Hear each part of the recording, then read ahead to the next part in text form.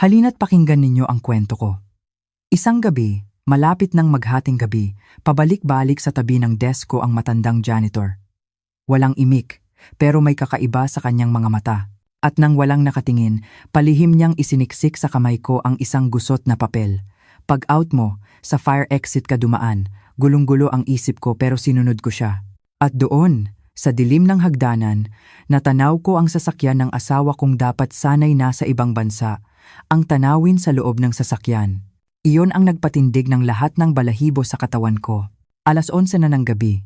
Ang numerong kumikinang sa sulok ng computer screen ko ay tila isang paalala na ako na lang yata ang gising na kaluluwa sa buong gusali. Tahimik ang buong 16th floor ng aming modernong opisina sa Bonifacio Global City. Tanging ang ugong ng aircon at ang walang tigil na pagtipa ko sa keyboard ang maririnig. Nag-unat ako, pinipigilan ang isang malalim na paghikab habang nararamdaman ang pamilyar na kirot sa aking likuran. Ako si Maya, ang finance director ng isang mabilis na umuunlad na kumpanya. At ang mga huling araw, bago matapos ang quarter, isa itong bangungot. Napakaraming questionableng numero sa financial report na kailangan kong busisiin ulit, kaya heto ako, nag-overtime para maihabol ito sa aming CEO kinabukasan. Ang madilaw na ilaw mula sa aking desk lamp ay sumasayaw sa mga numero sa aking harapan, dahilan para manlabo ang aking paningin. Si Marco, ang asawa ko, nag-text kaninang umaga. May business trip daw siya sa Cebu ng ilang araw para asikasuhin ang isang bagong shipment. Sa pag-iisip sa kanya, isang mainit na pakiramdam ang gumapang sa aking dibdib, kahalo ng kaunting konsensya. 5 taon na kaming kasal, may bahay, may sasakyan, at matatag ang aming kabuhayan. Pero ang kapalit nito, ang unti-unti naming pagkaubos ng oras para sa isa't isa. Kaninang umaga bago siya umalis, hinalikan pa niya ako sa noo. Mahal, sa bahay, kumain ka ng maayos ha? Huwag kang magpapakapagod. Pagkatapos ng trabaho ko, uuwi ako agad. Ang mga salitang iyon ay tila musika pa rin sa aking pandinig, ang nag-iisang gatong na nagpapatuloy sa akin para tapusin ang makapal na folder ng mga dokumento. Bigla, isang kakaibang tunog ang pumutol sa aking pag-iisip. Ang marahas na pagkaskas ng basahan sa kahoy na mesa. Inangat ko ang aking ulo. Nakita ko si Aling Nita, ang matandang janitor na 8 taon nang nagtatrabaho sa gusaling ito. Siya ay abala sa paglilinis sa gilid ng aking mesa. Si Aling Nita ay nasa edad 50 na. Payat ang katawan at ang kanyang mukha ay puno ng mga guhit ng hirap at pagod. Sa normal na araw, siya ay tahimik, laging nakayuko sa kanyang trabaho at bihirang makipag-usap sa mga empleyadong tulad namin. Ngumiti ako para basagin ang katahimikan. Aling Nita, ang lalim na po ng gabi. Hindi pa po kayo umuuwi? Malinis na po dyan. Hindi nyo na po kailangang kuskusin ng maigi. Tila hindi niya narinig ang sinabi ko. Ang kanyang mga kamay na payat at litaw ang mga ugat ay patuloy pa ring hawak ang lumang basahan, paulit-ulit na kinukuskos ang isang sulok ng mesa na makintab na sa kalinisan. Ang kilos niya ay paulit-ulit, mekanikal at walang emosyon na lumilikha ng isang ritmikong tunog na nakakapangilabot. Nagsimula na akong makaramdam na may mali. Itinulak ko ang aking upuan at tumayo, balak na lapitan siya. Aling Nita, okay lang po ba kayo? Sa tunog ng aking upuan, tila nagising si Aling Nita mula sa isang panaginip. Bigla siyang nagulat, napatalon at tumingin sa akin. Sa sandaling nagtama ang aming mga mata, natigilan ako. Nakita ko ang sukdulang takot at pagkataranta sa kanyang nanlalabong mga mata. Hindi iyon ang tingin ng isang taong normal na nagtatrabaho, kundi ang tingin ng isang hayop na takot sa isang panganib na hindi nakikita. Lumingalinga siya sa paligid na para bang may nagtatago sa dilim at nagmamasid sa amin. At bigla, mabilis siyang lumapit sa akin at may isiniksik sa aking kamay. Bago pa man ako makagalaw, dali-dali niyang itinulak ang kanyang cart ng panlinis at nagmamadaling naglakad papunta sa elevator. Ni isang beses ay hindi lumingon. Ang kanyang anino ay mabilis na nawala sa liko ng pasilyo. Iniwan akong nakatulala sa gitna ng malawak na opisina. Tumingin ako sa bagay na nasa aking kamay. Isang kapirasong papel, Basta na lang pinunit mula sa isang murang notebook at nilukot hanggang sa halos madurog. Biglang bumilis ang tibok ng aking puso. Ang kutob ng isang babae ay nagsasabing hindi ito simple. Dahan-dahan kong binuksan ang papel at inilatag sa mesa. Ang sulat sa loob ay garalgal at nanginginig, isinulat ng nagmamadali gamit ang isang asul na ballpen. Tila ang nagsulat nito ay dumaan sa matinding pag-aalinlangan bago isulat ang mga salitang iyon. 2 linya lang ang nakasulat pero sapat na para manlamig ang buo kong katawan. Pag-out mo, sa fire exit ka dumaan. Huwag sa elevator pababa ng B1. Delikado. Binasa ko ito ng 3 beses, pilit na naghahanap ng isang lohikal na paliwanag. Isang masamang biro? Imposible. 8 taon na si Aling Nita dito, kilala siyang tapat at seryoso, at hindi kailanman nakikipagbiruan. Bukod pa roon, ang takot sa kanyang mga mata kanina ay totoo, at ang malamig niyang kamay na dumampi sa akin ay totoo. Hindi ko na malayang napatingin ako sa elevator sa dulo ng pasilyo. Ang numero sa display ay nakatigil sa B1 ang basement parking kung saan ako laging nagiiwan ng kotse. Bakit hindi pwedeng dumaan sa elevator? Bakit kailangan kong dumaan sa madilim at maalikabok na fire exit? Isang hindi maipaliwanag na kaba ang gumapang sa aking isipan. Dahilan para hindi na ako makapag-focus sa trabaho.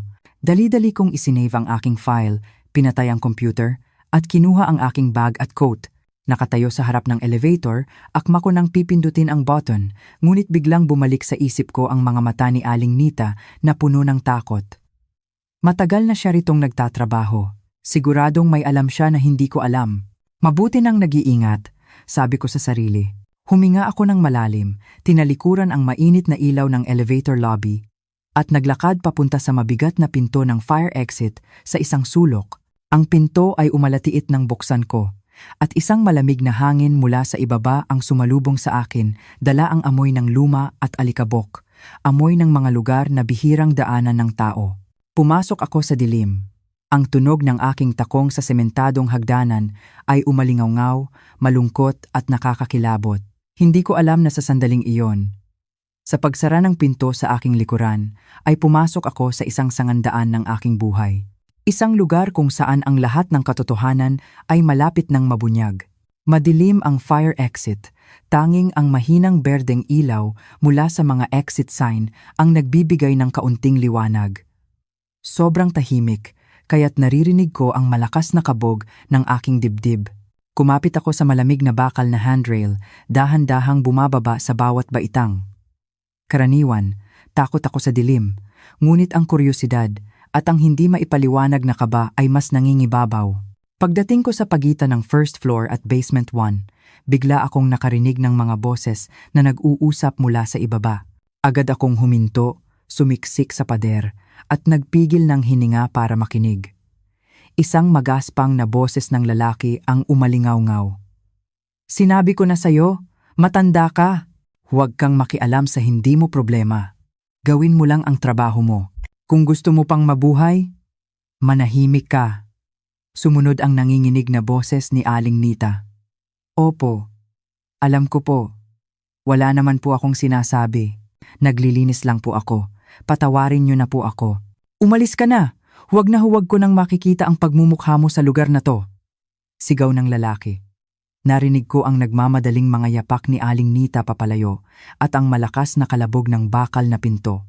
Nanigas ako sa aking kinatatayuan. Malamig na pawis ang bumasa sa aking mga palad. Sino ang lalaking iyon? Bakit niya pinagbabantaan si Aling Nita?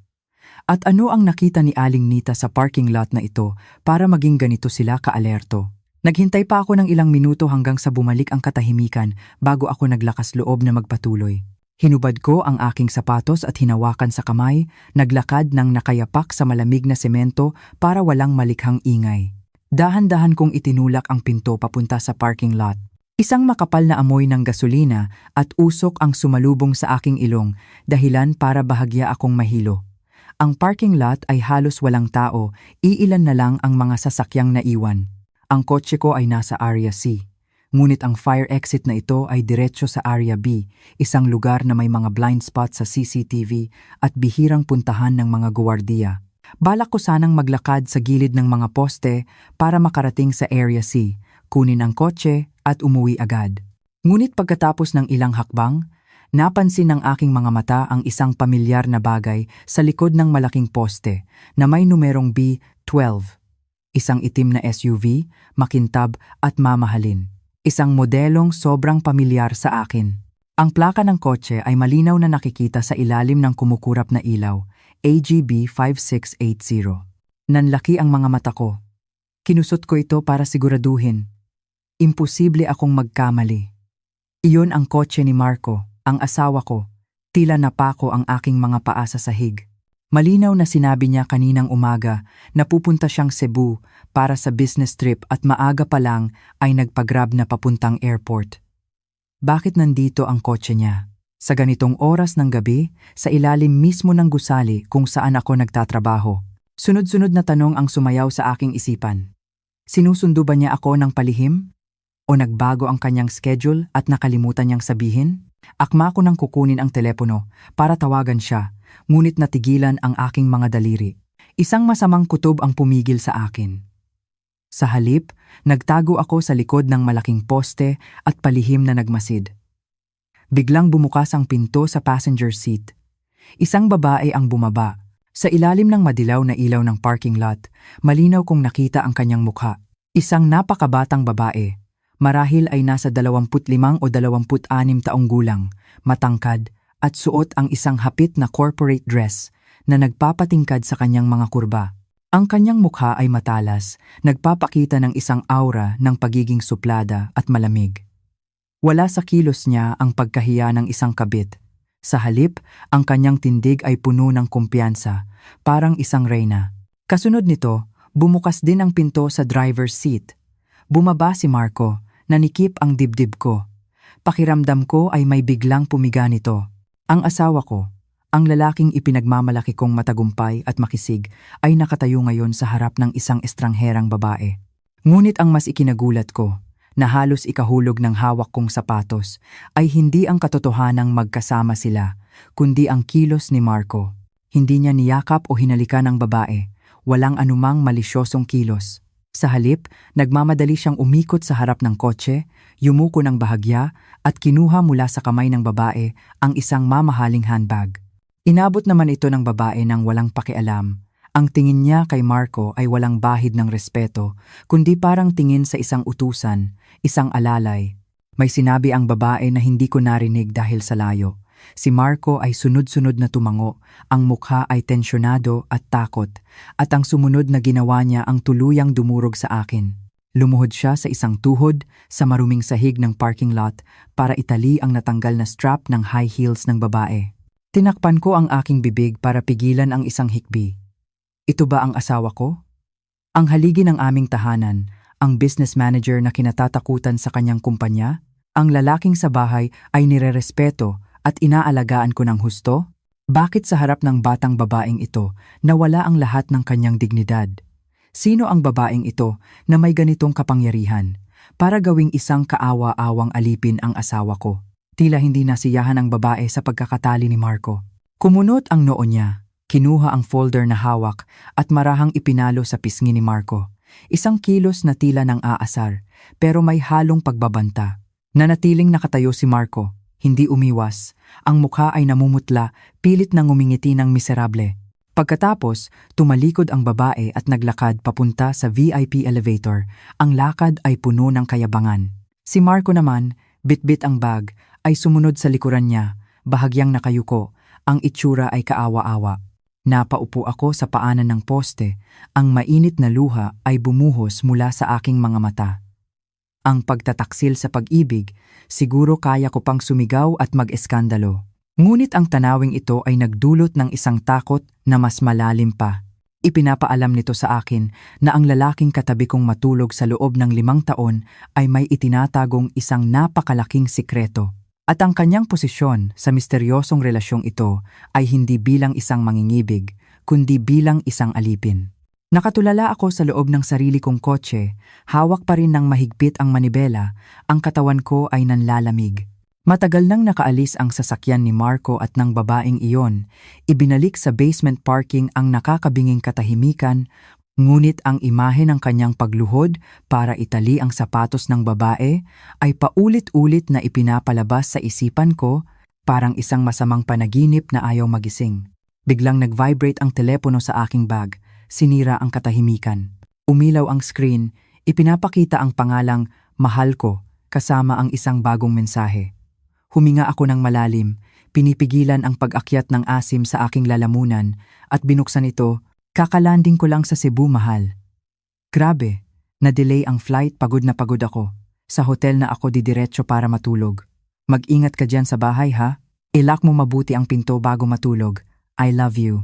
Ang mga salitang puno ng pag-aalala.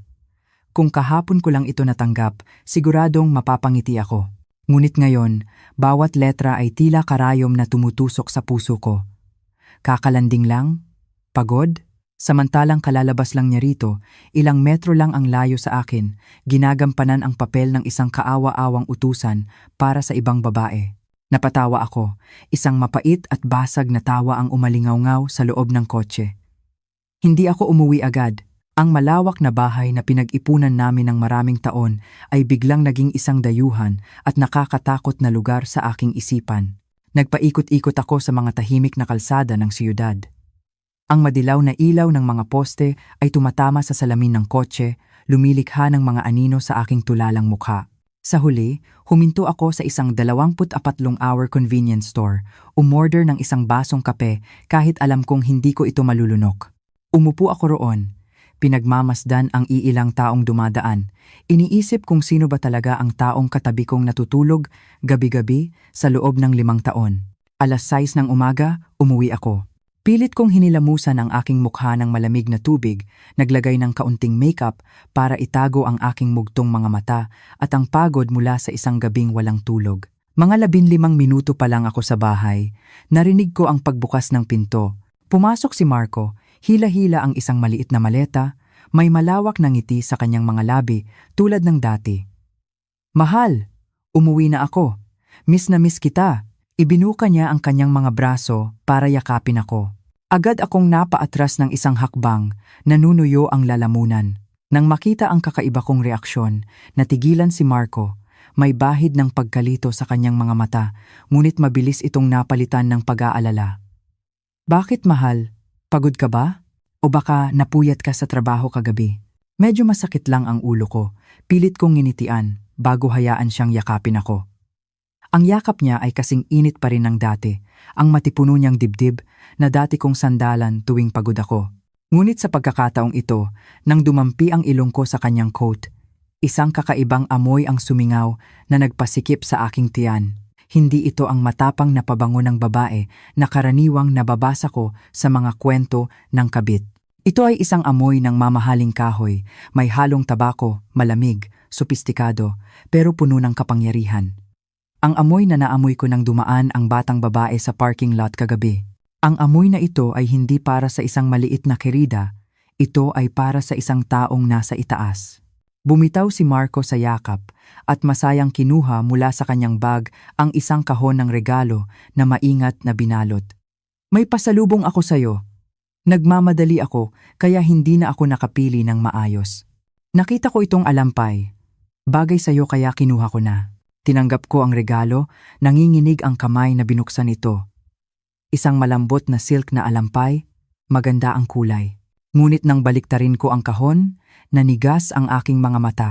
Isang sulok ng price tag na hindi natanggal ng maayos, naroon pa rin ang barcode ng isang malaking department store dito mismo sa Maynila, hindi isang duty-free shop o produkto mula Cebu. "Sa Mactan Airport mo ba ito nabili, mahal?" Tanong ko. Pilit na pinapanatili ang kalmadong boses. Sunod-sunod na tumango si Marco, walang anumang pag-aalinlangan. Oo, habang naghihintay ng boarding, nag-ikot-ikot muna ako. "Medyo mahal, pero kung gusto mo, okay lang." Tumango ako, hinigpitan ang hawak sa alampay. "Salamat, mahal. Ang ganda." "Sige, maliligo muna ako." "Ang laggit ko na," sabi ni Marco at dinala ang maleta sa aming kwarto. Iniwan akong nakatayo na parang estatwa sa sala. Hinintay ko ang tunog ng tubig mula sa banyo bago ako nakahinga ng maluwag. Ang buo kong katawan ay nanginginig. Dahan-dahan akong naglakad papunta sa maleta na iniwan niya sa kama. Hinalughog ko ang bawat bulsa, naghahanap ng boarding pass o resibo ng hotel, mga bagay na madalas niyang basta na lang iniiwan. Pero wala akong nakita. Ang maleta ay walang laman, maliban sa ilang damit na maayos na nakatupi na para bang hindi kailanman naisuot. Napako ang tingin ko sa kanyang telepono na nasa ibabaw ng mesa. Karaniwan, may tiwala kami sa isa't isa. Alam ko ang password niya at alam niya ang sa akin. Kinuha ko ang telepono, nanginginig ang mga daliring tinipa ang aming anniversary. Password. Incorrect. Isang malamig na pulang mensahe ang lumitaw. Natigilan ako. Sinubukan ko ulit, ang birthday naman niya. Mali pa rin. Nagpalit si Marco ng password. Ang maliit na kilos na ito ay parang isang malakas na kalabog ng kandado na tuluyang nagsara sa huling pinto ng tiwala sa pagitan namin. Hindi lang siya nagsisinungaling, nagtatayo na rin siya ng isang matibay na pader para itago ang madilim na sikreto sa likod nito. Tumigil ang agos ng tubig sa banyo. Dali-dali kong ibinalik ang telepono sa dati nitong lugar. Ang puso ko ay kumakabog na parang gustong lumabas sa aking dibdib. Alam ko, mula sa sandaling ito, hindi na ako ang asawang pinakamamahal. Ako ay isang manonood na napilitang panoorin ang isang napakapangit na dula na ginagampanan ng aking sariling asawa. Kinabukasan, pumasok ako sa opisina na may maitim na bilog sa ilalim ng mga mata, maingat na tinakpan ng makapal na foundation. Ang paligid sa opisina ay abala at maingay tulad ng dati. Ang tunog ng mga keyboard, ng printer, at ang masayang tawanan ng aking mga kasamahan. Ngunit para sa akin, lahat ng ingay na iyon ay tila nanggagaling sa ibang mundo, malayo at hindi totoo. Ang unang ginawa ko pagdating sa 16th floor ay hindi umupo sa aking pwesto, kundi hanapin ang anino ni Aling Nita. Kailangan ko siyang makausap, kailangan kong malaman ang lahat tungkol sa papel at sa nakita ko kagabi. Ang pamilyar na cart ng panlinis ay nasa sulok pa rin, ngunit ang nakatayo roon ay isang batang babae na hindi ko kilala, suot ang maluwag na uniforme. Naglakad ako palapit, pilit na pinapanatili ang normal na tono. "Hi miss, excuse me. Hindi ba pumasok si Aling Nita ngayon?" Tumingin sa akin ang dalaga na may pagtataka. "Ay, si Nanay Nita po ba? Yung dating janitor?" Bigla po siyang nag-leave, ma'am. Nag-leave? Tila may kumurot sa puso ko. Bakit biglaan? Okay naman siya kahapon Nagkibit balikat ang dalaga habang pinipiga ang mop. Hindi ko rin po alam. Tinawagan lang po ako ng supervisor kaninang umaga para pumalit. Tumawag daw po si Nanay Nita na may emergency sa pamilya. 3 araw daw po siyang mawawala. Pero narinig ko po sa mga kasama ko, nanginginig daw po ang boses niya. Parang may kinatatakutan. Kinatatakutan? Pag-uusis ako, nagsisimula ng mamasa ang aking palad. Ang narinig ko lang po, parang may nagawang gulo yung anak niya sa probinsya. Baka utang o ano. Sige po ma'am. Magtatrabaho na po ako. Baka pagalitan ako ng supervisor. Tumalikod na ang dalaga at nagpatuloy sa paglilinis, iniwan akong nakatayo sa gitna ng pasilyo. Nag-leave ng 3 araw dahil sa pamilya, ang anak ay may gulo. Bakit lahat ay tila nagkakataon? Pagkatapos niyang ibigay sa akin ang babala, bigla siyang nawala. Sinasabi ng kutob ko na hindi ito nagkataon lang. Marahil, ang mga taong kinatatakutan niya, ang mga sumigaw sa kanya sa hagdanan kagabi, ay nagsimula ng kumilos. Bumalik ako sa aking desk. Tumingin sa makintab na sulok na kinuskos ni Aling Nita kagabi at isang kilabot ang gumapang sa aking likuran. Si Aling Nita ang nag-iisang saksi, ang nag-iisang koneksyon ko. Kung may mangyari sa kanya, tuluyan na akong maliligaw sa gulong ito. Buong umaga, nakaupo ako sa harap ng computer, pilit na tinitingnan ang mga numero sa financial report. Ngunit ang mga numero ay sumasayaw at lumalabo sa aking paningin. Ito ang mga datos na ipinasa ng departamento ni Marco. Dati, buo ang tiwala ko sa kanya. Pumipirma ako ng walang pag-aalinlangan. Ngunit ngayon, habang tinitingnan ko ang malalaking gastos sa representation, ang mga kontrata sa mga kumpanyang hindi ko kilala, bigla akong kinilabutan. Ilan sa mga numerong ito ang totoo, at ilan ang peke? Ako ba, isang finance director na ipinagmamalaki ang pagiging transparent, ay walang kamalay-malay na nagiging kasangkapan sa madilim na gawain ng aking asawa? Palihim kong kinopya ang lahat ng data sa isang personal na USB at itinago ito sa ilalim ng aking bag. Ang kilos na ito ay nagpabilis ng tibok ng puso ko na parang isang magnanakaw kahit na nasa loob ako ng sarili kong opisina. Pagsapit ng tanghalian, hindi ako bumaba sa kantin. Naglakad-lakad ako sa pasilyo, kunwari nag-uunat, pero ang mga mata ko ay palihim na nagmamasid. Napansin kong tila mas marami ang mga security guard ngayon. Pabalik-balik sila, ang mga mata ay masusing tinitingnan ang bawat empleyado.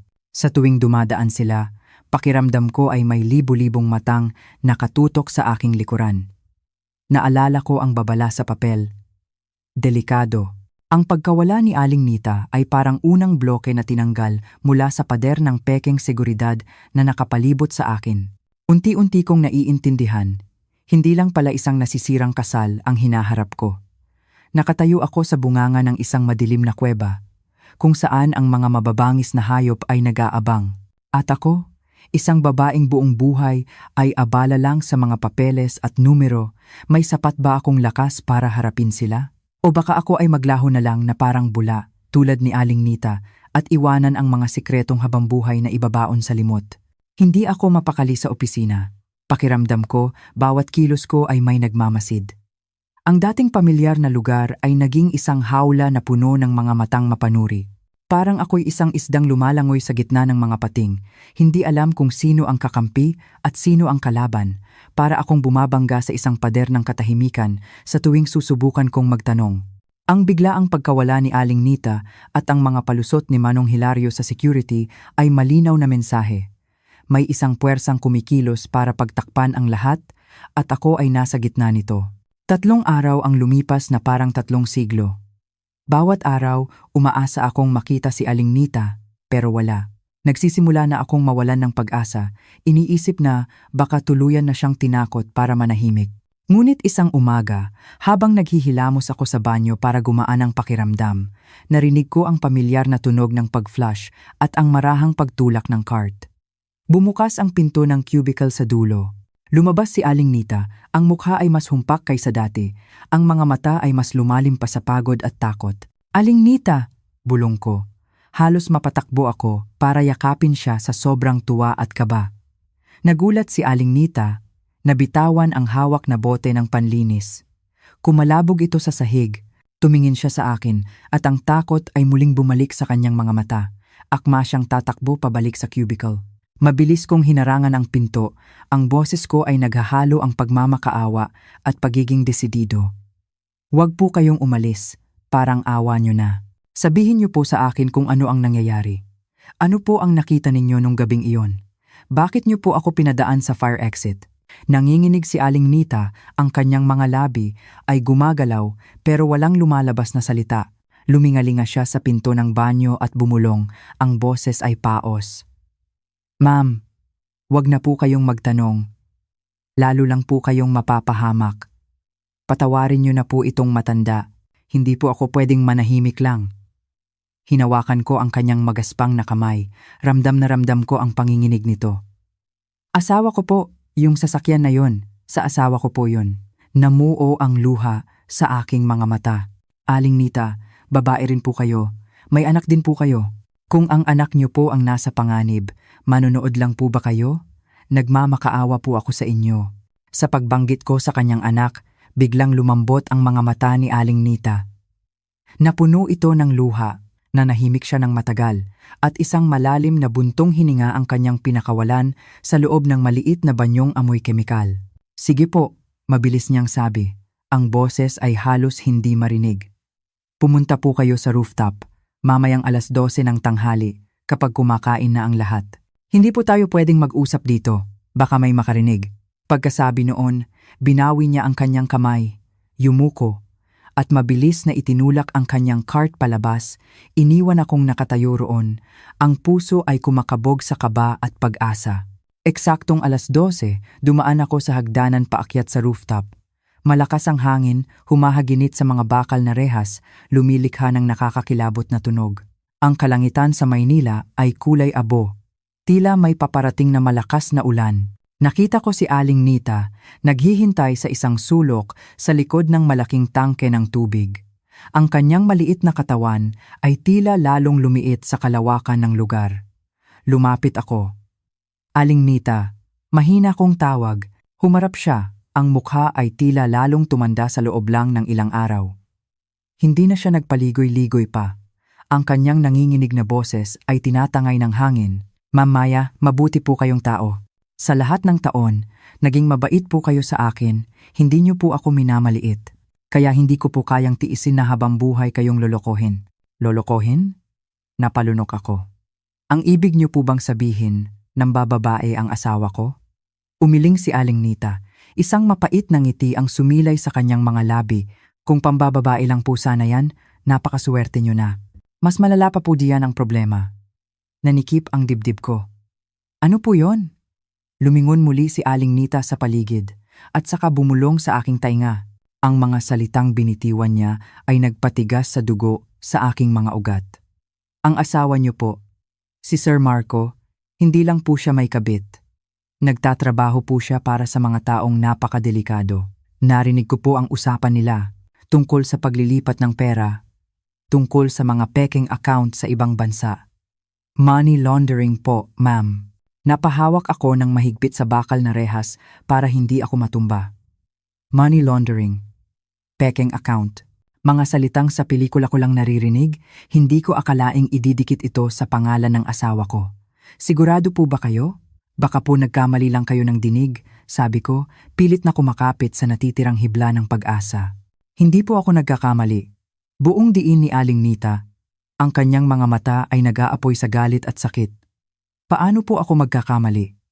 Dahil ang anak ko, si Paulo, nabasag ang kanyang boses at ang luha ay bumuhos sa kanyang pisngi. Dati po siyang driver ng asawa niyo. Nadamay po siya sa gulong yan. Ngayon, nakakulong po siya, sinasalo ang kasalanan ng iba. 25 anyos pa lang po ang anak ko, ma'am. Ang iyak ni Aling Nita ay humalo sa haginit ng hangin, tila pinupunit ang aking puso. Nakatayo akong parang bato. Nakatingin sa maliliit na gusali sa ibaba, pakiramdam ko ay nasa bingit ako ng isang bangin. Ang pagtataksil pala ni Marco ay hindi lang sa pag-ibig, ipinagbili na niya ang kanyang kaluluwa sa demonyo. At ako, ang kanyang asawa, ay natutulog pala gabi-gabi sa tabi ng isang kriminal nang walang kaalam-alam. Ang hangin sa rooftop ay malakas, ngunit ang nararamdaman kong lamig ay nagmumula sa kaibuturan ng aking puso. Hinugot ni Aling Nita mula sa bulsa ng kanyang kupas na jacket ang isang lumang keypad phone, isang Nokia, nabakbak na ang pintura at malabo na ang screen. Maingat niyang inabot ito sa akin. Pakinggan niyo po ito, sabi niya. Ang boses ay garalgal. Ito po ang nakuha ng anak ko bago siya ikulong. Sabi niya, itago ko raw ito. Ito raw ang anting-anting niya. Kinuha ko ang telepono at sa ilalim ng recordings, may iisang file lang. Pinindot ko ang play. Isang maingay na tunog ang una kong narinig. May halong ugong ng hangin at mga busina ng sasakyan. At bigla, isang boses ang narinig ko na nagpatigil sa tibok ng aking puso. Boses ni Marco. Ngunit hindi ito ang malambing at mainit na boses na naririnig ko gabi-gabi. Ang boses sa recording ay malamig, tiyak at puno ng kalupitan na hindi ko kailanman narinig. Handa na ba yung account sa Singapore? Itong huling shipment, kailangang malinis yan. Ang pera galing sa puso ng Pag-asa Foundation, hahati-hatiin yan. Tandaan mo, kailangang labhan ng mabuti bago ipasok sa kumpanya. Isang mas batang boses ang sumagot, puno ng takot. Pero Sir Marco, masyadong malaki ang pera. Paano kung mabulatlat tayo? Takot po ako. Isang maikli at matalas na tawa ang pinakawalan ni Marco. Takot? Saan? Ayos na ang lahat ng papeles. At sa accounting, nandoon ang asawa ko. Buo ang tiwala nun sa akin. Papeles lang, pipirmahan niya agad yan, hindi man lang binabasa? Kung pumutok man to, siya ang unang sasalo ng bala. Tayo? Malayo na tayo. Nabitawan ko ang telepono, nahulog ito sa sementadong sahig, nabingi ako. Ang malulupit na salitang iyon ay umuugong sa aking isipan, paulit-ulit na parang isang sirang plaka. Siya ang unang sasalo ng bala. Pala, Sa mata ng asawa kong minahal at pinagkatiwalaan ko, isa lang pala akong piyesa sa kanyang laro, isang panangga, isang taong isasakripisyo para iligtas ang sarili niya. Hindi lang niya ako pinabayaan, inihanda na niya ang daan para ako ang makulong kapalit niya. Napaupo ako sa sahig, tinakpan ang aking mukha, ang mainit na luha ay dumadaloy sa aking mga daliri. Ang sakit ng pagtataksil ay sumasakal sa akin, hindi ako makahinga. Pinulot ni Aling Nita ang telepono at itinago ito. Umupo siya sa tabi ko. Ang kanyang magaspang na kamay ay marahang tumatapik sa aking balikat. Si Paulo po, narinig niya yan. Balak niya sanang magsumbong sa pulis, pero naunahan siya. Ginawan po siya ng kaso, pagnanakaw daw sa kumpanya. Tinakot pa po kaming papatayin kung hindi aaminin ang kasalanan. Ngayon, nasa bilibid na po siya. Humigpit ang hawak ni Aling Nita sa aking kamay. Ma'am Maya, may pinag-aralan po kayo. Kailangan niyo pong iligtas ang sarili niyo. Huwag po kayong papayag na sirain din nila ang buhay niyo. Si Sir Marco, hindi na po siya tao. Tumingala ako sa kulay abong kalangitan. Tama si Aling Nita. Hindi ako pwedeng sumuko ngayon. Ang katotohanan ay masakit, pero malinaw na. Ang lalaking tinawag kong asawa ay isang demonyong nagbabalat kayong tao. At ngayon, kailangan kong lumaban hindi para sa pag-ibig na patay na, kundi para sa aking kalayaan at sa aking buhay. Umalis ako sa opisina na parang kaluluwang ligaw. Hindi ako umuwi. Sa halip, nagmaneho ako papunta sa law office ng best friend ko sa Makati. Si Katrina ang matalik kong kaibigan mula pa noong kolehiyo. Isang babaeng matalas at walang kinatatakutan sa korte, pero napakainit ng puso sa mga kaibigan. Nang makita niya ang itsura ko, namamaga ang mga mata at tuliro agad niya akong hinila papasok sa kanyang pribadong opisina, isinara ang pinto at sinabihan ng sekretarya na huwag silang iistorbohin. Naupo ako sa sofa at nanginginig kong ikinuwento ang lahat mula sa papel ni Aling Nita, sa tanawin sa parking lot hanggang sa nakakakilabot na recording na narinig ko sa rooftop. Habang nagsasalita ako, ang mukha ni Katrina ay unti-unting naging seryoso at malamig na parang bato. Nang matapos ako, isang nakakabinging katahimikan ang bumalot sa silid. Tumayo si Katrina, nagpabalik-balik sa loob ng opisina. Ang tunog ng kanyang takong sa sahig ay parang tunog ng isang bombang malapit ng sumabog. Huminto siya sa harap ko, ipinatong ang dalawang kamay sa aking mga balikat at tinitigan ako ng diretso sa mata. Maya, pakinggan mo ako. Seryoso niyang sabi. Sobrang seryoso nito. Mas seryoso kaysa sa inaakala mo. Kumuha siya ng isang folder mula sa kanyang mesa. Ikaw ang finance director. Ikaw ang legal na asawa. Kung totoo ngang nagla-laundry ng pera si Marco gamit ang kumpanya at ang charity na iyon, at ikaw ang pumipirma sa mga papeles, sa mata ng batas, ikaw ang pangunahing kasabwat. Pero hindi ko alam. Niloko niya ako. Sigaw ko sa gitna ng pag-iyak. Umiling si Katrina. Ang boses niya ay matigas pero puno ng pag-aalala. Ang batas ay tumitingin sa ebidensya, Maya, hindi sa luha. Kapag sumabog ito, siguradong ituturo ka ni Marco. Sasabihin niyang ikaw ang nag-uutos sa kanya, na ikaw ang utak ng lahat dahil hawak mo ang pananalapi. Dahil sa posisyon mo at sa mga pirma mo, napakahirap mong makalusot. Sa pinakamababa, mauubos ang lahat ng ari-arian mo. Sa pinakamalala, 15 hanggang 20 anyos sa kulungan. Nanlamig ang buo kong katawan. Akala ko, biktima lang ako ng isang pagtataksil sa pag-ibig. Hindi ko akalain na nakatayo na pala ako sa harap ng selda.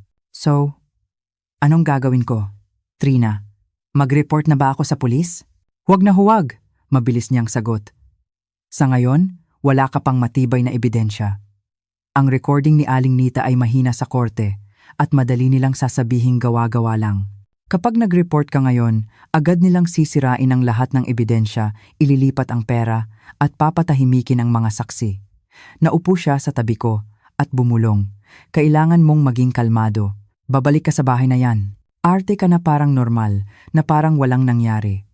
Mula ngayon, ang misyon mo ay hanapin ang totoong ebidensya, ang master files, ang listahan ng mga peking account o ang tunay na daloy ng pera. Hinawakan niya ng mahigpit ang aking kamay. Maya, alam kong parang impyerno ang pinapagawa ko sa iyo. Ang manirahan kasama ang taong nagtraidor At gustong sumira sa'yo ay isang torture. Pero wala ka ng ibang pagpipilian. Para sa mga magulang mo sa probinsya, para sa kinabukasan mo, kailangan mong magtiis. Tumingin ako sa mga mata ni Katrina. Naalala ko ang mga magulang ko, mga magsasakang simple lang ang pangarap para sa akin. Kung makukulong ako, paano na sila? Pinunasan ko ang aking luha. Tumango ako.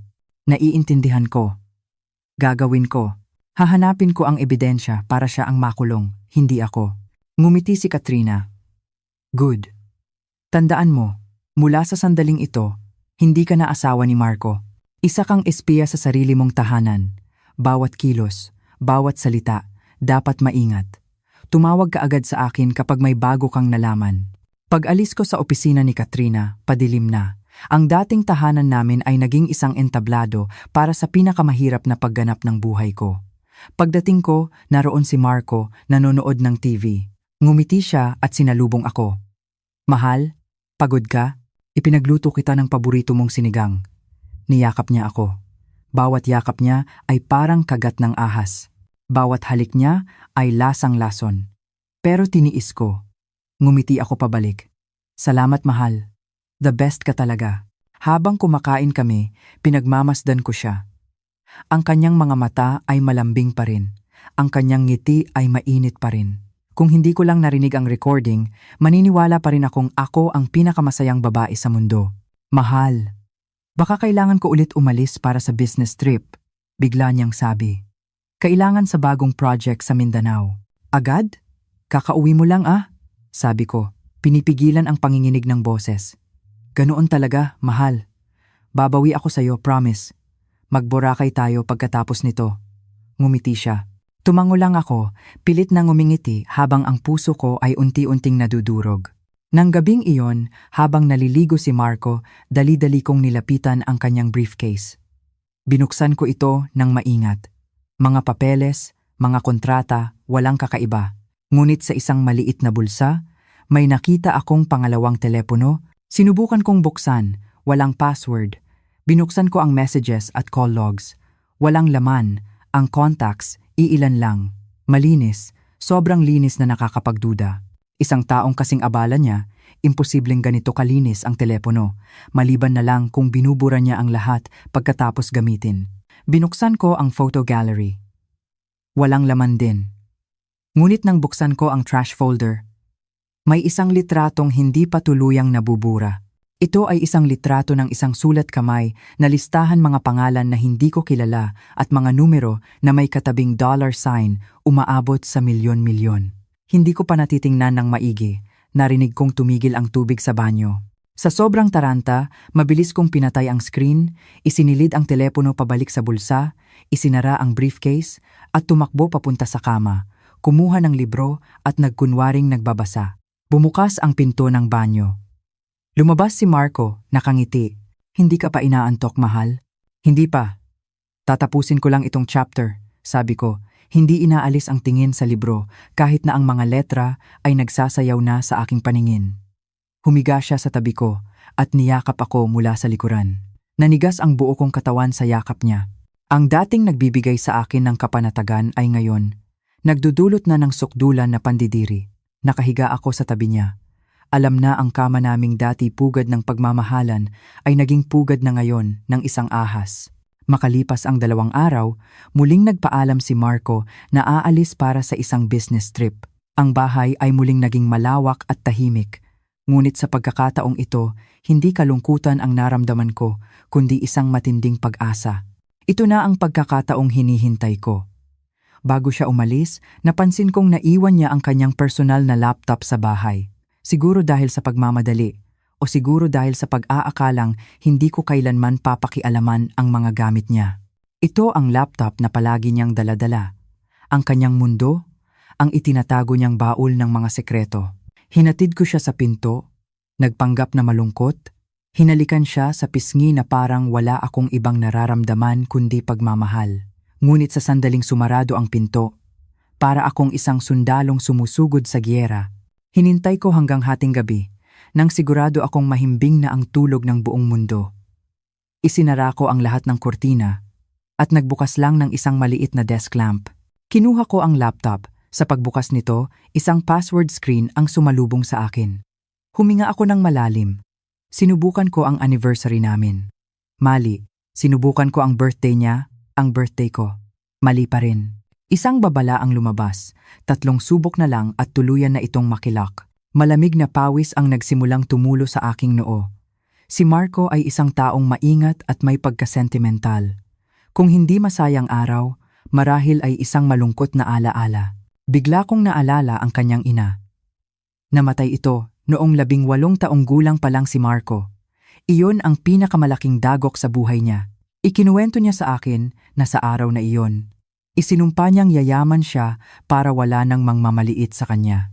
Pumikit ako at pilit na inalala ang petsa ng death anniversary ng biyenan ko. July 15. Nanginginig kong tinipa ang mga numero. Enter. Umikot ang screen. At bumukas ang windows. Napabuga ako ng hininga. Parang isang taong nalulunod na biglang nakaahon. Siya pa rin pala si Marco, ang anak na mapagmahal at puno ng pangarap. Ngunit ang pangarap na iyon ay naging isang bangungot. Hindi na ako nag-aaksaya ng panahon. Hinalungkat ko ang mga folder. Sa unang tingin, puro mga normal na dokumento lang. Ngunit sinasabi ng kutob ko na ang pinakamahalagang bagay ay hindi basta-basta inilalantad. Binuksan ko ang settings para ipakita ang mga hidden files. Isang folder na malabo ang kulay ang biglang lumitaw sa Drive D. Backup Files 2024. Nag-double-click ako. Isang bagong window ang bumukas, puno ng mga Excel files na may mga pangalang mahirap intindihin. Pusong Pag-asa, Flow, Cleaned, Assets, Profit, Share. Pinuksan ko ang Pusong Pag-asa. Bumungad sa akin ang isang detalyadong spreadsheet ng pera na pumapasok at lumalabas sa isang charity na tinatawag na Puso ng Pag-asa Foundation. Ito ang charity na madalas suportahan ng kumpanya ni Marco. Ipinagmamalaki ko pa noon na ang asawa ko ay tumutulong sa mga bata sa kabundukan. Ngunit habang tinitingnan ko ang mga numero, gumuho ang mundo ko. Ang totoong donasyon ay maliit na porsyento lang pala. Ang malaking bahagi ng pera ay galing sa mga hindi kilalang account sa ibang bansa, umaabot sa daan-daang milyon bawat buwan. At ang perang ito ay inilalabas sa ngalan ng pagpapatayo ng eskwelahan at pagbili ng gamot, pero ang totoo, inililipat ito sa mga pekeng kumpanya na pag-aari ng mga kamag-anak ni Marco o mga pangalang hindi ko kailanman narinig. Binuksan ko ang isa pang file, isang scan ng kontrata. Nanikip ang dibdib ko. Ito ay isang kontrata na nagbibigay ng kapangyarihan para maglipat ng pondo. At sa ilalim, sa linya, para sa taong responsable sa pananalapi, malinaw na nakasulat ang pangalan ko at naroon ang pirma ko. Ang malambot at pakurbang pirma na ako lang ang may gawa. Ngunit isinusumpa ko, hindi ko kailanman nakita ang dokumentong ito. Pirma ko ito, pero peke ang sitwasyon. O baka naman, isiniksik niya ito sa gitna ng makakapal na papeles na pinapirmahan niya sa akin isang gabi noong pagod na pagod ako sa overtime. Ginawa akong panangga ni Marco sa buong operasyong ito. Kung mag-iimbestiga ang pulis, ako ang unang dadamputin dahil ang pirma kong iyon ang may pinakamalakas na bigat sa batas. Napahawak ako sa aking dibdib, hindi ako makahinga. Ang kalupitan niya ay higit pa sa aking inaakala. Hindi lang tiwala ko ang sinira niya. Ipinagkanulo niya ang kaligtasan ng sarili niyang asawa para sa pera at kapangyarihan.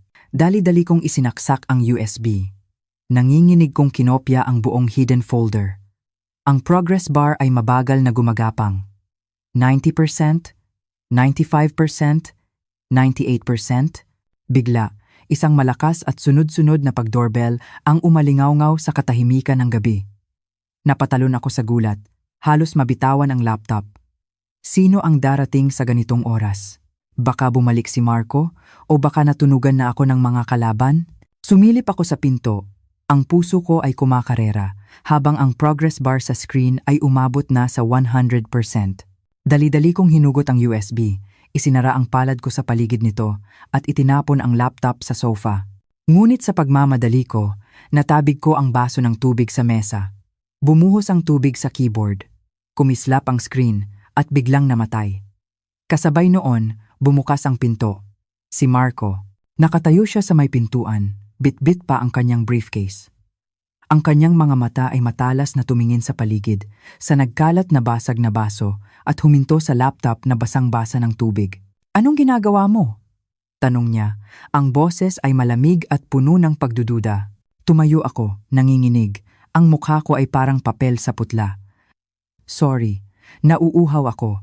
Kukuha sana ako ng tubig, pero nadulas ako." Hindi siya nagsalita. Dahan-dahan siyang lumapit sa mesa. Tinitigan niya ang itim na screen ng laptop at saka tumingin sa akin. Ang mga mata niya ay hindi na ang mga mata ng mapagmahal kong asawa. Ito ay mga mata ng isang hayop na sinusuri ang kanyang biktima. "Hating gabi na? Pumasok ka sa opisina ko para uminom ng tubig?" tanong niya. Ang boses ay mahinahon, pero puno ng pagbabanta. "Nakita kong naiwan mo ang laptop mo. Ililigpit ko sana." Pilit kong dinugtong ang mga salita. "Bakit ka umuwi?" Akala ko ba? Hindi niya sinagot ang tanong ko. Kumuha siya ng tissue at dahan-dahang pinunasan ang tubig sa laptop. Ang bawat kilos niya ay mabagal, na parang sinasadyang pahirapan ang paghinga ko. Na-cancel ang flight. Bumalik ako para kumuha ng ilang dokumento, sabi niya.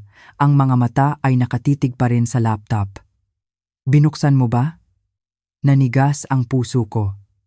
Ito ang tanong na maglalagay sa akin sa alanganin. "Hindi. Hindi ko naman alam ang password mo," sagot ko.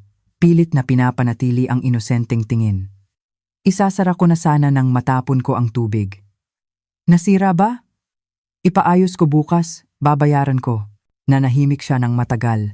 Ang kanyang mga mata ay parang kutsilyong humihiwa sa aking kaluluwa. Tinitimbang niya kung nagsasabi ako ng totoo. Sa huli, isinara niya ng malakas ang laptop. "Wag na, sira na to. Ako na ang magpapaayos. Sa susunod, wag mong papakialaman ang mga gamit ko." Tumalikod siya at lumabas ng silid. Ngunit bago pa man, lumingon siyang muli. Ang mga mata ay puno ng hinala. Naiwan akong nakatayo. Ang pawis ay tumutulo sa aking likod. Alam ko, ang palusot ko ay hindi sapat. Isang butil ng pagdududa ang naitanim na sa isipan niya. Mula sa gabing ito, mas magiging maingat na siya. At ako, sa loob ng sarili kong tahanan, ay opisyal nang naging isang bilanggong binabantayan. Kinabukasan, umalis si Marco ng maaga, dala-dala ang sirang laptop. Hindi siya nagpaalam, walang halik, tanging isang malamig na hangin ang iniwan niya sa aming tahanan. Pagdating ko sa opisina, ramdam ko ang bawat mata na nakatitig sa akin. Ang pakiramdam na binabantayan ako ay sumusunod sa akin kahit saan. Sa loob ng banyo, nakita ko ang isa na namang piraso ng papel na isiniksik sa likod ng lalagyan ng tissue. Sulat kamay ni Aling Nita. "May nag-iimbestiga sa'yo. Mag-ingat ka. Huwag kang magtitiwala kahit kanino." Alam kong tama si Aling Nita. Hindi ako pwedeng maghintay na lang na parang isang tupa na dinadala sa katayan. Kailangan ko ng isang ligtas na lugar.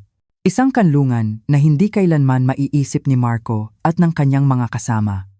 Pagkatapos ng trabaho, hindi ako umuwi. Sumakay ako ng taxi papunta sa isang siksikang lugar sa Quezon City, isang lugar na puno ng mga apartment na nirerentahan ng mga estudyante at mga manggagawa. Ang lugar ay maingay at magulo, malayong malayo sa malinis at tahimik naming condominium sa BGC. Ngunit ang kaguluhang ito ang nagbigay sa akin ng kakaibang pakiramdam ng seguridad. Nakahanap ako ng isang maliit na kwarto sa ikalawang palapag. 15 metro kwadrado lang siguro, bakbak na ang pintura sa pader. Ang landlady ay isang matabang babae na tiningnan ako mula ulo hanggang paa, nagtataka sa aking suot na mamahaling damit. "Para kanino yung uupahan?" "Mukhang hindi ka naman bagay dito, Ineng.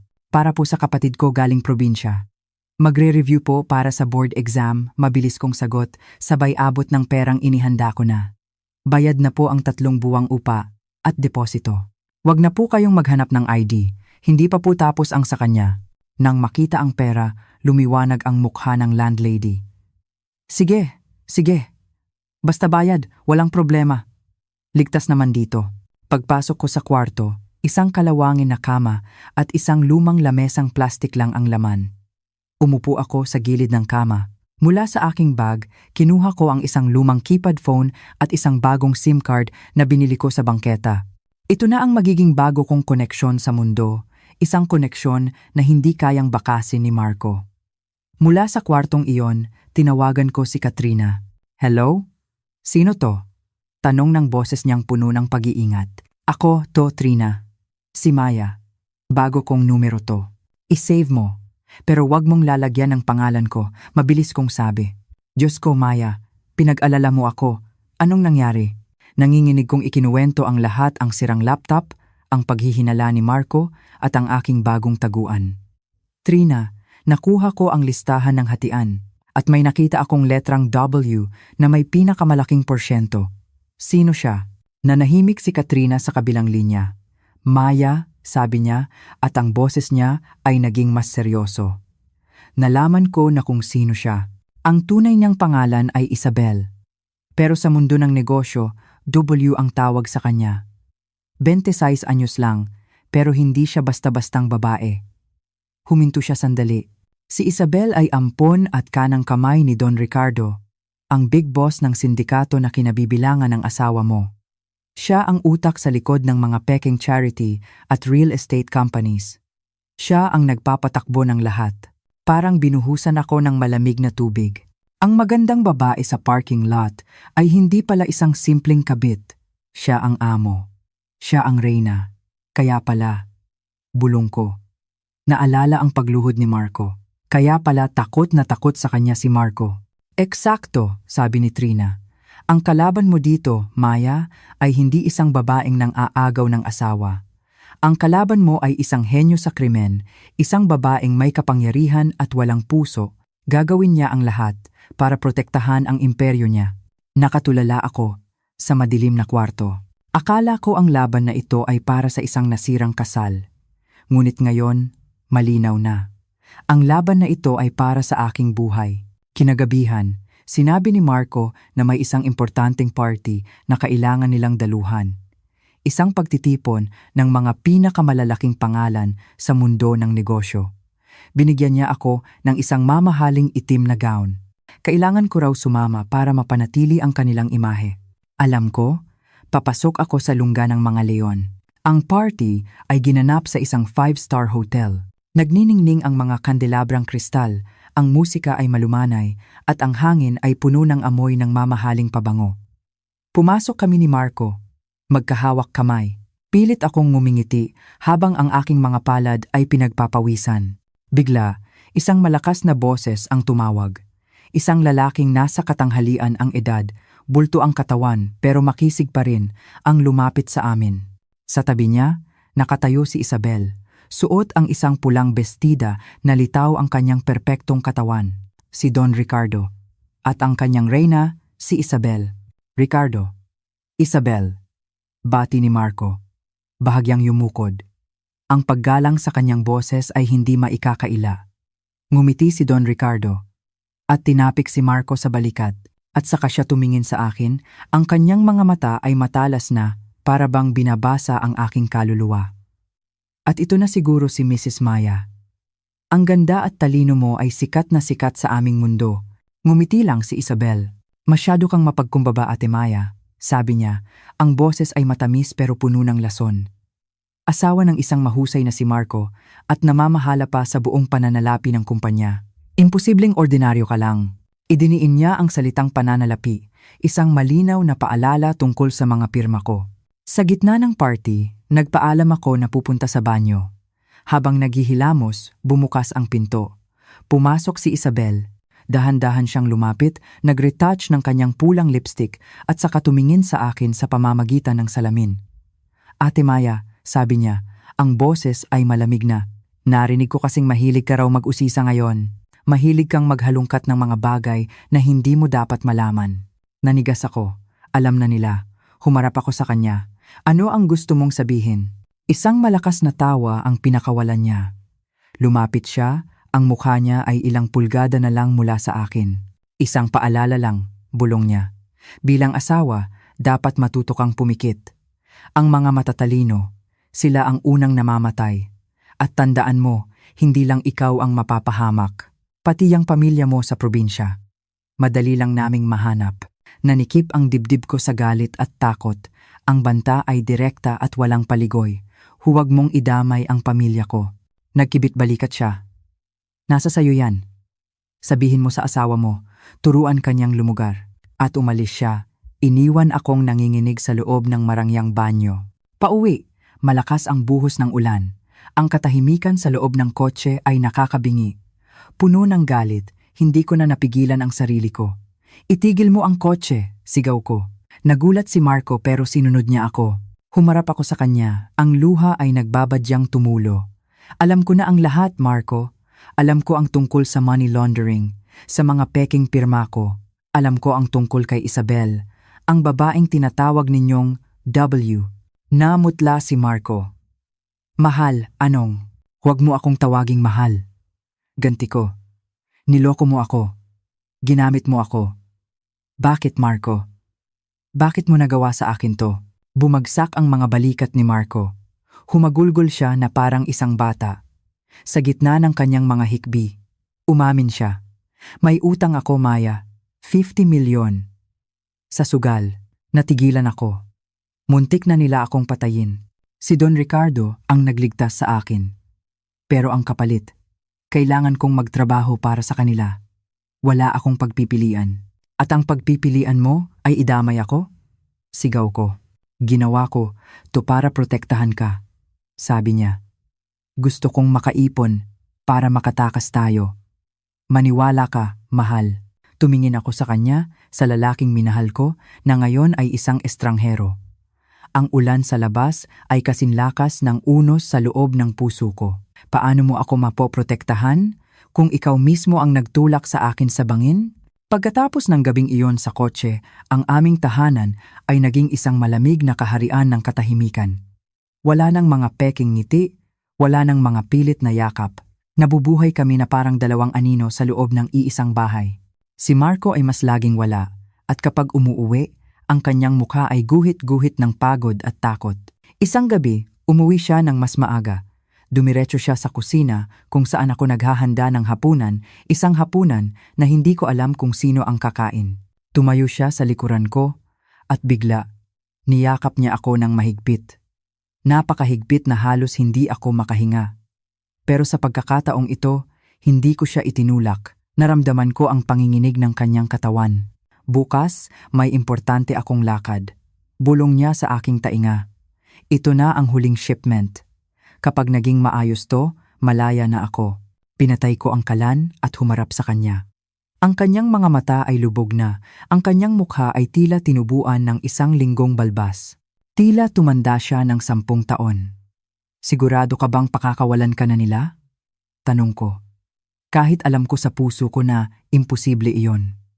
Ang mga taong tulad ni Don Ricardo at Isabel ay hindi basta-basta bumibitaw. Hindi niya sinagot ang tanong ko. Sa halip, may kinuha siya mula sa kanyang bulsa. Isang pilak na kwintas na may pendant na hugis kapsula. May mga ukit na disenyo. Ito ang kwintas na ibinigay niya sa akin noong 2nd anibersaryo namin. Sabi niya, isa raw itong anting-anting, isang agimat na magbibigay ng proteksyon. Dahan-dahan niyang isinuot ito sa leeg ko. Ang malamig na metal ay dumampi sa aking balat. Ipangako mo sa akin, Maya, sabi niya. Ang boses ay seryosong-seryoso. Mula ngayon, hinding-hindi mo ito huhubarin. Kahit maligo ka o matulog, dapat suot mo to. Bakit? Tanong ko. Hinahaplos ang malamig na pendant. Tumingin siya ng malalim sa aking mga mata. Ang tingin niya ay puno ng pagmamakaawa at desperasyon. Huwag mo nang tanungin kung bakit. Basta alamin mo lang na poprotektahan ka niyan at kung may mangyari sa akin o kung dumating ang mga pulis, basagin mo ang pendant na yan. Nasa loob niyan ang insurance mo. Ang nag-iisang paraan para makaligtas ka. Natigilan ako. Hindi pala ito isang ordinaryong alahas. Matagal na pala niyang pinaghandaan ang araw na ito. Bago ko pa man malaman ang lahat, may balak ka bang gawin na hindi maganda? Nanginginig kong tanong. Umiling si Marco. At isang mapait na ngiti ang sumilay sa kanyang mga labi. Nag-iingat lang ako. Patawad sa lahat, Maya. Kung may susunod na buhay, babawi ako. Sa buhay na to, utang ko sa iyo ang isang payapang mundo. Pagkasabi noon, bumitaw siya at mabilis na pumasok sa kwarto para mag-empake. Kinabukasan, paggising ko, malamig na ang kabilang bahagi ng kama. Nakaalis na siya, walang paalam. Napahawak ako sa anting-anting sa aking leeg. Ang bigat nito ay parang bigat ng buhay ng asawa ko. Tumingin ako sa labas. Ang langit ay kulay abo at madilim. May kutob akong ang lakad niyang ito ay isang lakad na walang balikan. Buong araw, wala ako sa sarili. Ang mga huling salita ni Marco ay paulit-ulit na umuugong sa aking isipan.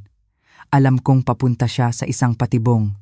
Akala niya kapag natapos ito ay malaya na siya. Ngunit alam ko ang ugali ng mga kriminal. Kapag ang isang piyesa ay wala ng silbi o kapag marami na itong nalalaman, itinatapon ito. Hindi ako pwedeng maghintay na lang sa balita ng kanyang pagkamatay. Kailangan kong kumilos. Hindi para iligtas ang aming basag na pagsasama, kundi para iligtas ang buhay ng isang taong naligaw ng landas. Pagka-out sa opisina, tinawagan ko si Katrina. Trina, tulungan mo akong makipag-ugnayan sa pulis. Sa Economic Crime Unit. Gusto kong makausap ang namamahala sa kaso na to. Sigurado ka na ba, Maya? Nag-aalangang tanong ni Trina. Kapag tumapak ka na sa presinto, wala nang balikan. Kalaban mo na ang asawa mo sa mata ng batas. Alam ko, sagot ko, bumubuhos ang luha pero ang boses ko ay matatag. Pero mas gugustuhin ko pang makita siyang makulong kaysa makita siyang mamatay sa kamay ng mga yon. Isang oras ang lumipas. Nasa isang tahimik na coffee shop na ako sa labas ng siyudad ayon sa plano ni Katrina. Sa harap ko ay si Kapitan Reyes, ang hepe ng Economic Crime Unit, isang lalaking 2 taon nang nagmamanman sa sindikato ni Don Ricardo. Nasa 40s na siya, seryoso ang mukha, matalas ang tingin pero mapagkakatiwalaan. Ginang Maya, salamat sa iyong kooperasyon, sabi niya. Alam naming mahirap ang sitwasyon mo, pero makakaasa kang may konsiderasyon ang batas para sa mga taong gustong magbago at tumulong. Kinuha ko mula sa aking bag ang USB na kinopya ko mula sa laptop ni Marco at ipinatong sa mesa. Nandyan po ang lahat ng ebidensya. Ang mga peking dokumento, ang listahan ng hatian. Sana po makatulong yan. Tumingin si Kapitan Reyes sa USB, lumiwanag ang kanyang mga mata. Ito na ang kulang sa amin. Alam namin ang operasyon, pero napakatalino nila. Mahirap patunayan dahil sa mga account sa ibang bansa. Dahil dito, may basehan na kami para kumilos. Pero, Kapitan, nag-aalangan kong sabi. Ang asawa ko po, napilitan lang siya. Dahil sa utang, naiintindihan ko, tumango si Kapitan Reyes. Isa sa alang-alang namin ang lahat ng iyan. At ang paglapit mo sa amin ay isang malaking tulong para sa inyong dalawa. Ngunit, Ginang Maya, para maging matagumpay ang operasyong ito, kailangan namin ng tulong mo sa isang huling bagay. Ano po yon? Kasalukuyang nasa isang transaksyon si Marco. Kailangan namin siyang mahuli sa akto para may matibay na ebidensya. Tawagan mo siya, kumbinsihin mo siyang umuwi o pumunta sa isang lugar kung saan ligtas namin siyang madarakip. Nanlamig ang buo kong katawan. Gusto niyang gawin akong pain. Gusto niyang ako mismo ang maglagay sa asawa ko sa kulungan.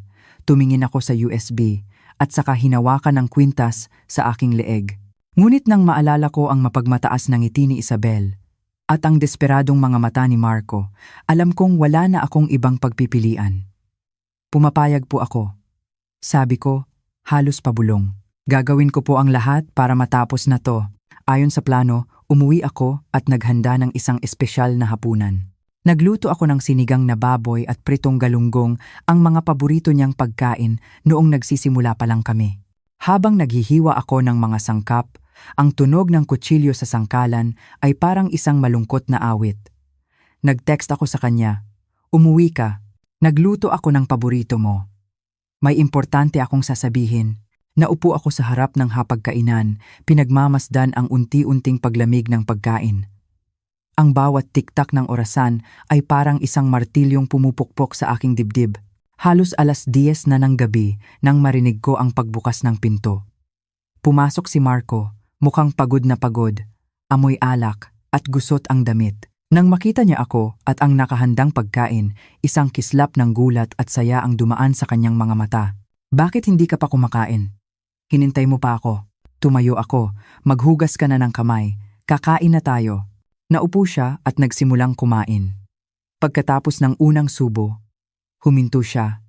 Ang mga mata ay namumula. Ang sarap. Matagal na akong hindi nakakain ng luto mo. Kahit anong mamahaling pagkain sa labas, iba pa rin ang sinigang mo. Pinanood ko siyang kumain na parang isang gutom na bata. Ang puso ko ay parang pinipiga. Alam kong ito na marahil ang huli niyang desenteng hapunan sa mahabang panahon. Pagkatapos niyang kumain, biglang isang malakas na katok ang narinig sa pinto. Akmang tatayo si Marco nang biglang bumukas ang pinto. Si Kapitan Reyes at ang kanyang mga tauhan ay sumugod papasok. Marco Sandoval, arestado ka para sa kasong money laundering at pandarambong. Malakas na sabi ni Kapitan Reyes, kasabay ng malamig na pagkalansing ng posas sa mga kamay ng asawa ko. Hindi pumalag si Marco. Tila inaasahan na niya ang araw na ito. Tumingin siya sa akin. Nakasandal ako sa pader. Umiiyak, hindi kayang salubungin ang kanyang tingin. Inaasahan ko ang galit, ang pagkasuklam, ngunit wala.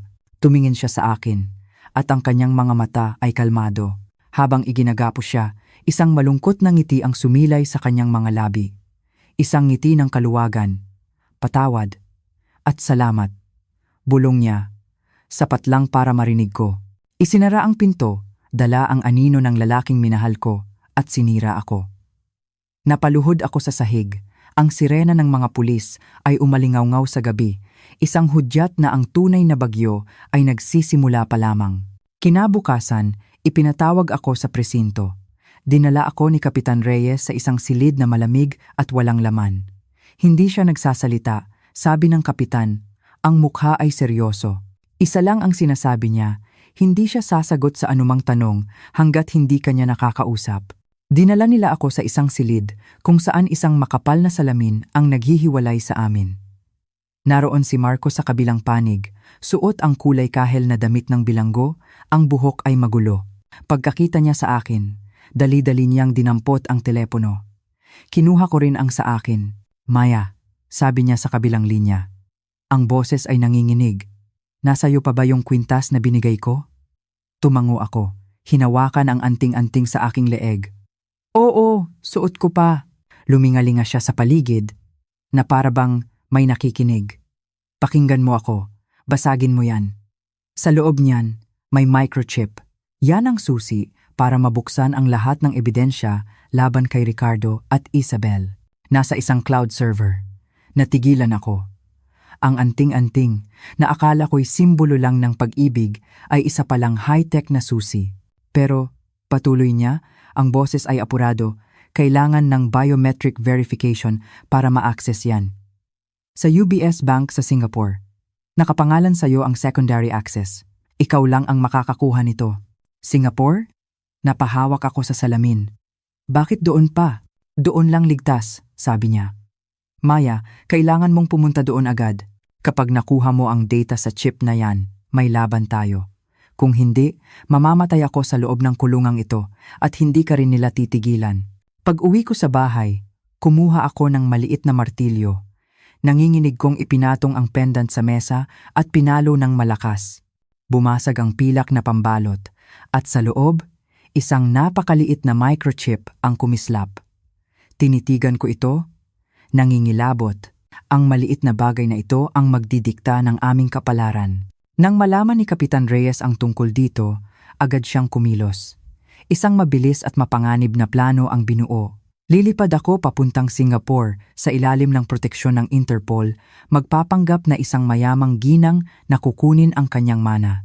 Sa eroplano, habang nakatingin sa mga ulap, naalala ko ang aming honeymoon sa Palawan.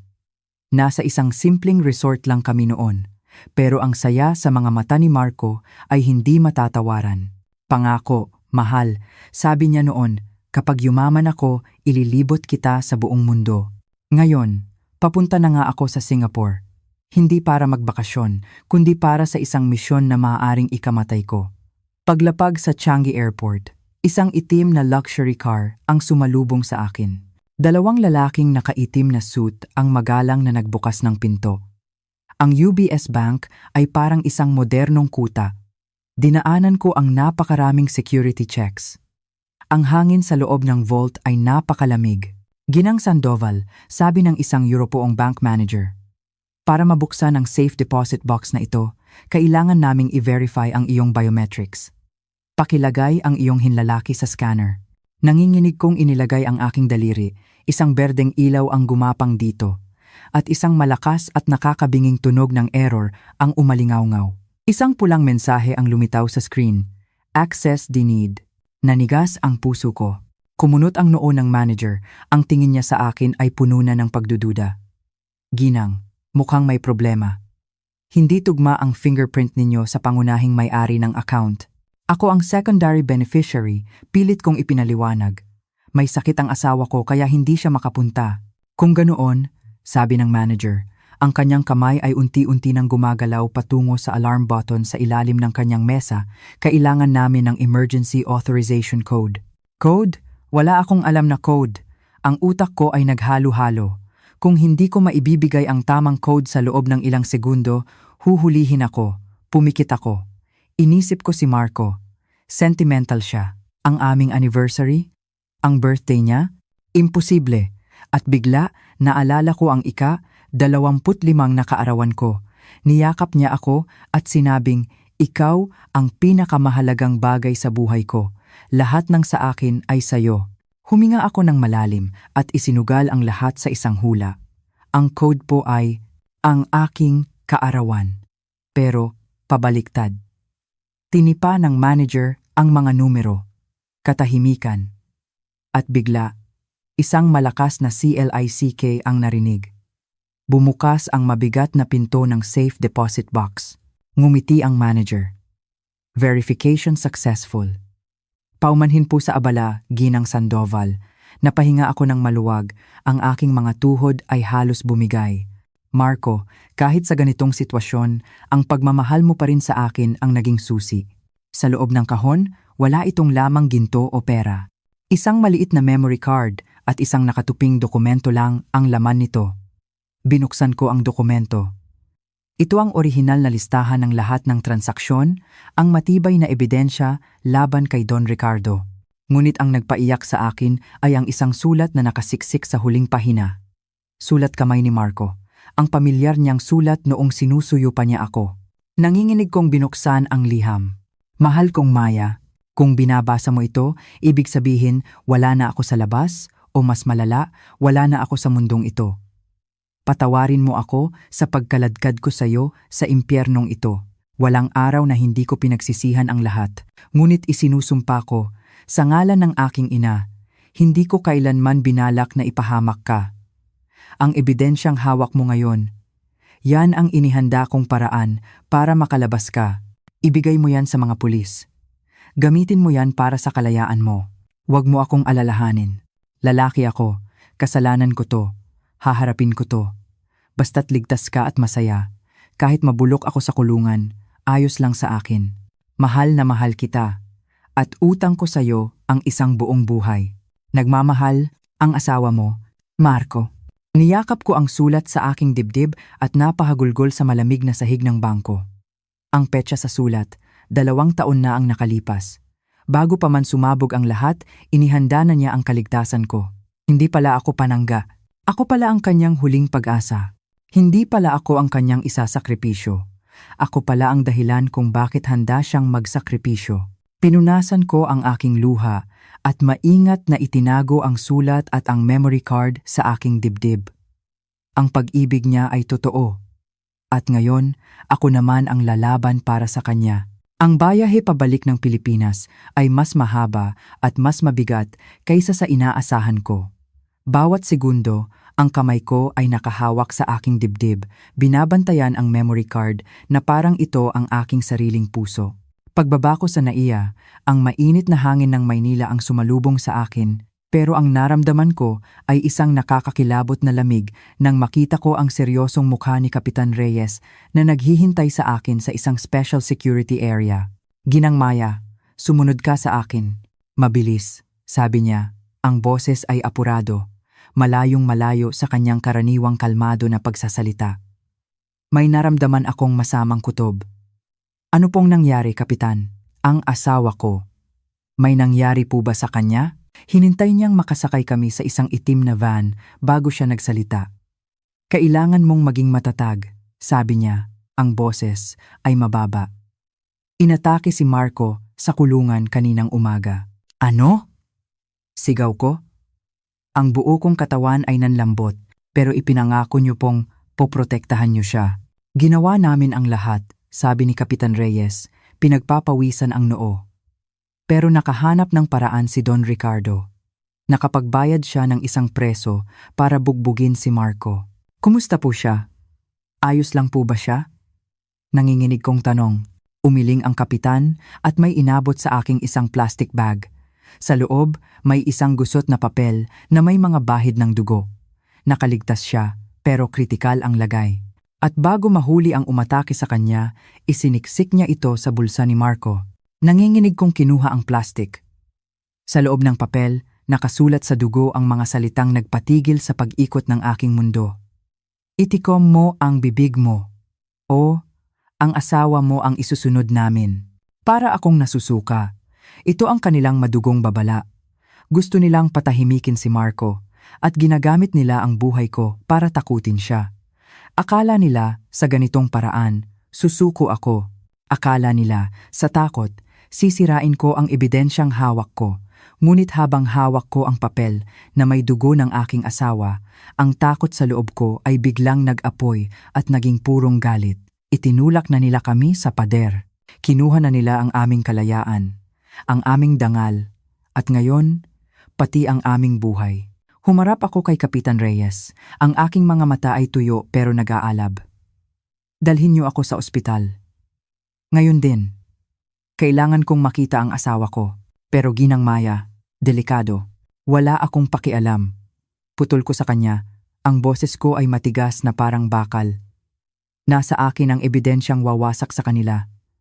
Ako na ang may hawak ng baraha ngayon. Dalhin niyo ako kay Marco. Kailangan niyang malaman na hindi tayo susuko. Ang amoy ng gamot at saudouche sa ospital ay sumasalubong na parang isang malamig na yakap ng kamatayan. 2 pulis na may mahahabang baril ang nagbabantay sa pinto ng ICU. Pagpasok ko, tila huminto ang aking paghinga. Ang lalaking nakahiga sa kama, nakakabit sa napakaraming makina, ay halos hindi ko na makilala. Si Marco. Ang kanyang mukha ay puro pasa. At maga, ang isang mata ay natatakpan ng makapal na bendahe. Ang buo niyang katawan ay balot ng gasa. Tumakbo ako sa tabi ng kama at napaluhod, hinawakan ang kanyang kamay na puno ng tubo ng swero. Ang lamig nito ay tumagos hanggang sa aking kaluluwa. Marco, hikbi ko, ako to, si Maya. Dahan-dahan niyang iminulat ang natitira niyang mata. Tinitigan niya ako ng matagal, na para bang hindi siya makapaniwala at saka gumalaw ang kanyang mga tuyong labi. Maya, ligtas ka ba? Kahit sa ganitong kalagayan, ako pa rin ang una niyang inalala. Ligtas ako, sabi ko. Paulit-ulit na tumatango. Nakuha ko na ang lahat. Ligtas na tayo. Isang butil ng luha ang gumulong mula sa kanyang mata. Pilit niyang binawi ang kanyang kamay. Hindi, sabi niya, ang boses ay halos hangin na lang. Sirain mo lahat yon, Maya. Papatayin ka nila. Ayokong mamatay ka. Huwag kang magsalita ng ganyan, sabi ko. Hinigpitan ang hawak sa kanyang kamay. Hindi ko sisirain ang kahit ano. Nasa pulis na ang lahat. May laban na tayo, Marco. Hindi mo na kailangang matakot. Hindi mo na iintindihan. Pilit niyang sigaw. At napangiwi siya sa sakit. Hindi sila titigil. May pamilya ka pa. May kinabukasan ka pa. Huwag mo nang isakripisyo ang buhay mo para sa isang tulad ko. Kriminal ako, Maya. Ito ang nararapat sa akin. Habang tinitingnan ko ang lalaking nanginginig sa takot hindi para sa sarili niya, kundi para sa akin isang kakaibang tapang ang bumuhos sa aking pagkatao. Tama na ang pagiging biktima. Tama na ang pag-iyak. Pinunasan ko ang aking luha at tumayo. Tinitigan ko siya ng diretso sa mata, ang boses ko ay kalmado pero puno ng kapangyarihan. Marco, pakinggan mo ako. Hindi na ako ang dating Maya na kilala mo, yung babaeng nagtatago lang sa likuran mo. Ginamit mo ang buhay mo para protektahan ako. Ngayon, hayaan mong gamitin ko ang tapang ko para ipaglaban ang hustisya para sa'yo. Yumuko ako at hinalikan ang kanyang noo na puno ng sugat.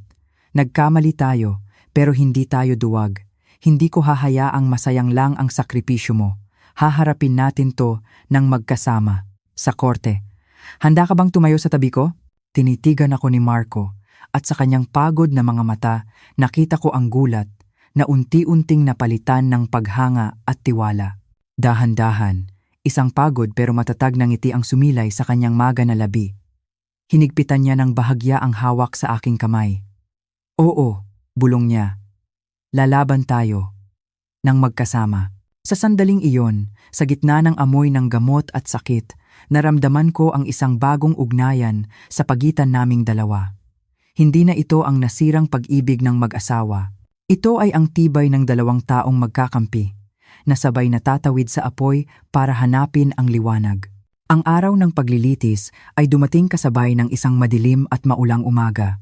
Ang langit sa Maynila ay kulay abo, ngunit sa labas ng korte, daan-daang mamamahayag at usisero ang nagkukumpulan, lumilikha ng isang magulong eksena. Sa loob ng korte, ang tensyon ay halos hinihiwa ng kutsilyo. Nang ako na ang tinawag para tumestigo, lahat ng mata ay nakatutok sa akin.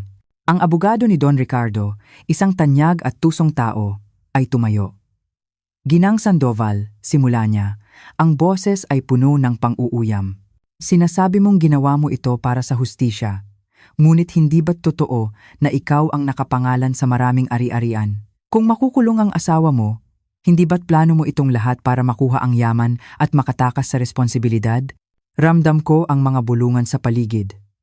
Ang tanong niya ay isang matalim na patalim na idinisenyo para sirain ang aking kredibilidad. Huminga ako ng malalim. Hindi ko kailangan ang maruming pera na yan. Sagot ko, ang boses ko ay matatag. Talaga ba? Ngumisi ang abogado. Isang perpektong plano. Ang asawa mo, makukulong. Ikaw, magiging biyuda sa yaman at bayani pa sa mata ng publiko. Napakahusay mong umarte bilang biktima. Isang galit na hindi ko pa naramdaman ang umakyat sa aking lalamunan. Itinuro ko si Aling Nita, na nakaupo sa isang sulok, nanginginig. Nakikita niyo po ba ang babaeng yan? Sabi ko, ang boses ko ay umalingaw-ngaw sa buong silid. Ang anak niya, 25 anyos, ay nabubulok ngayon sa kulungan para sa kasalanang hindi niya ginawa, para lang pagtakpan ang mga kliyente ninyo. Ang pamilya niya, wasak. Nag-report ako hindi dahil sa pera. Ginawa ko ito dahil ayoko nang may isa pang pamilyang masira, tulad ng pamilya ni Aling Nita at tulad ng sarili kong pamilya. Tumingin ako kay Marco, ang luha ay namumuo sa aking mga mata.